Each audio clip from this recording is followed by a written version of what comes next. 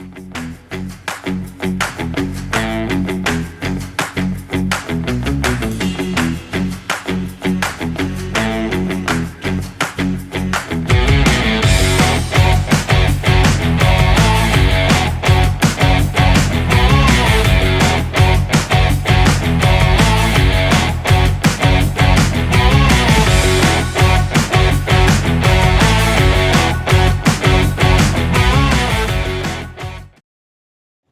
hello guys, and what's going on? So guys, we are at academic office for Ambedkar Jayanti celebration.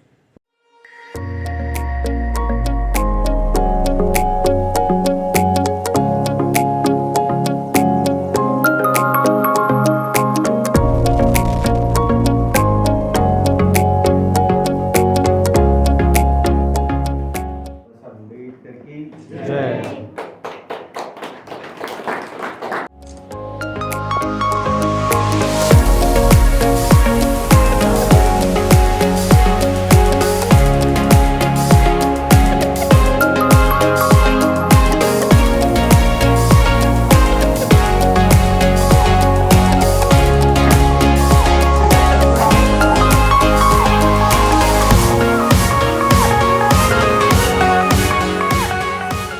आप सभी को सबसे पहले भीम जयंती की बहुत हार्दिक शुभकामनाएं।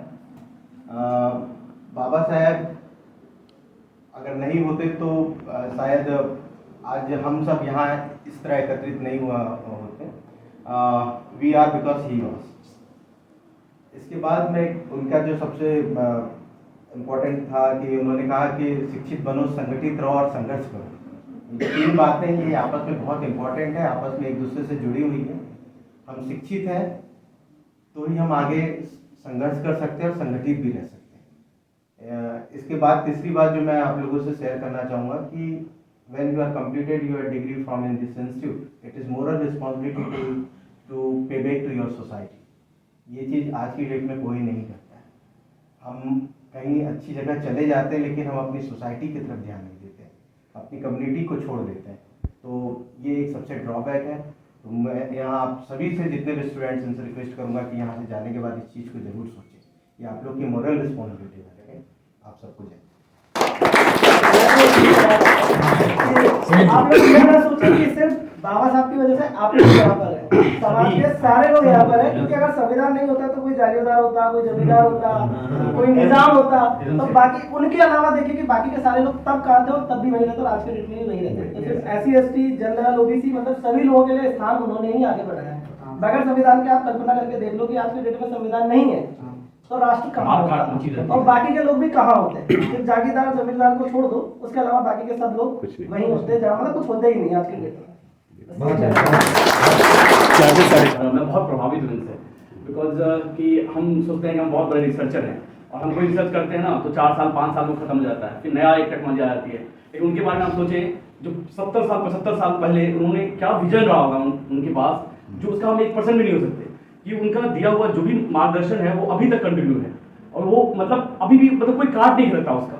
और क्या हर तबके के लिए उन्होंने सब कुछ सोच के एक दिशा दी और आज तक हम उस दिशा को हम फॉलो कर रहे हैं। सबसे उनका एक 2-3 जो वाक्य मुझे बहुत प्रेरित करता है कि हमारा समाज तब तक प्रगति नहीं मान सकते जो मेजरमेंट है ना वो वुमेन्स के मेजरमेंट से नापा जाता है।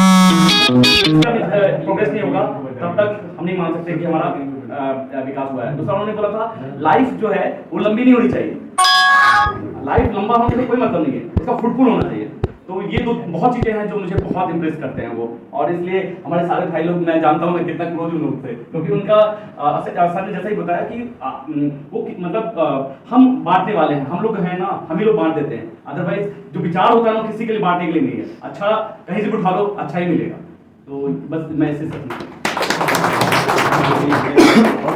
बल्कि वुमेन इक्वलिटी और समाज के सभी तबकों के एक समान लेवल पर आकर उनको समान अधिकार देने के लिए काम किया, वो हम सब जानते हैं।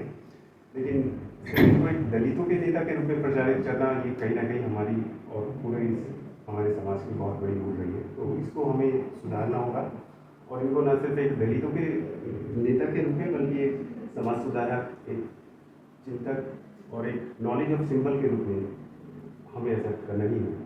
ठीक है, और मैं सभी स्टूडेंट से आशा करूँगा कि इनके जो विचार थे, शिक्षित बनो, संघर्ष करो, उस सब पे आप चलेंगे और अपने जीवन को सफल। एक बात बताई मैंने कि क्या हुआ, इन्होंने जब संविधान लिखा तो जो समाज में हर तबके होते हैं वो चाहते थे कि नहीं ये मतलब किसी तरह उपलब्ध ना हो सबके लिए, तो जलाने का भी प्रयास किया, जलाने, और बस उन्होंने 2 दिन 3 दिन में पूरा जो जला दिया पार्ट उसको भी लिख दिया। क्या मतलब रहा होगा टैलेंट, आप सोच लीजिए। इस बीच में हमारे बीच में डॉक्टर पुष्पा नेपाल मैडम भी है, मैं उनसे निवेदन करूंगा कि 2 शब्द कहें। सबसे पहले आप सभी को बहुत बहुत शुभकामनाएं डॉक्टर भीमराव अम्बेडकर जी की जयंती के लिए। और जैसे कि ये हमारे लिए आदर्श हैं, क्योंकि उस समय उन्होंने इतनी निम्न सुविधाओं में होते हुए भी उन्होंने जिस मुकाम को हासिल किया वो आप सबके लिए एक इंस्पिरेशन होना चाहिए। तो दैट मीन्स कि आपके पास क्या है क्या नहीं है आप ये मत सोचिए, आप अपना एम डिसाइड कीजिए और उसको फुलफिल करने के लिए पूरे मेहनत से लग जाइए। आपके पास क्या सुविधाएं हैं क्या नहीं है ये उतना मायने नहीं रखता जितना कि आपकी दृढ़ इच्छा शक्ति मायने रखती है। क्योंकि उस समय आपको मालूम होगा कितने नेता अभिनेता रहे, लेकिन इनके जैसे शिक्षा अर्जित करने वाला मतलब मुझे नहीं लगता है कि उस समय कोई थे। तो आपके लिए आदर्श है और मैं चाहूँगी कि आप उसको फॉलो करें, आगे बढ़ें और सभी को प्रेरित करें इस तरह से मुकाम। मैं हमारे पूर्व SC/ST सेल के coordinator doctor Anil Kumar sir से रिक्वेस्ट करूंगा कि वो 2 शब्द कुछ कहें। एक्जिस्टेंस है, जो कुछ है, इक्वलिटी, एवरीथिंग, जिन्होंने कॉन्स्टिट्यूशन ऑफ इंडिया बनाया, जो कुछ है सब कुछ हमारे दादा साहब भीमराव अंबेडकर की ही देन है। और हमें इस चीज़ को आगे कंटिन्यू करना चाहिए और फ्यूचर में हम इससे भी बड़ा प्रोग्राम करने के लिए, अगले साल की हमारा फर्स्ट टाइम है, सेल एस्टैब्लिश हुए तो बहुत दिन हो गए, इसको ऑफिस पहली बार मिला है और फ्यूचर में we are going to make good celebration for the on this. Thank you. एक मन में यूँ रहता है कि हाँ रिस्पेक्ट हमेशा रहनी चाहिए, और मैं देखता हूँ कि मेरे मन में कुछ कमियां हैं जो मैं बताना चाहूँगा कि हम लोग इकट्ठा नहीं हो पा रहे हैं। वो कारण नहीं पता मुझे, हम लोग इस चीज़ को प्राइड लेके नहीं चल पा रहे हैं कि हाँ कोई बात नहीं वो SC/ST है तो क्या हुआ। हमें सबके साथ चल रहा है, सब अपने ही भाई हैं, सब अपनी बहनें, सबको साथ लेके चल रहा है, इसके अंदर कोई शर्म वाली बात नहीं है। मैं काफ़ी अच्छे लेवल पे हूँ आज, पर मैं अपने आप को हमेशा प्रेजेंट करता हूँ कि हाँ आई बिलोंग टू SC/ST और उसके अंदर कोई शर्म की बात नहीं। कोई प्रॉब्लम होती है अपने पास सेल मतलब सेल के अंदर कोई भी आया नहीं है। सर मैंने सर से बात की तो उन्होंने कहा कि कोई आया ही नहीं है। अगर अपन लोग मिलेंगे नहीं, बात नहीं करेंगे तो उसका कोई सेंस नहीं निकलता। जैसे आज 10 बजे का टाइम था, कोई नहीं था 10 बजे यहाँ। यू शुड बी देयर और हमेशा प्राइड लेके चलो। और कोई कहे कि भाई इन्होंने सिर्फ रिजर्वेशन दिया है तो नहीं, इन्होंने पूरा संविधान दिया है।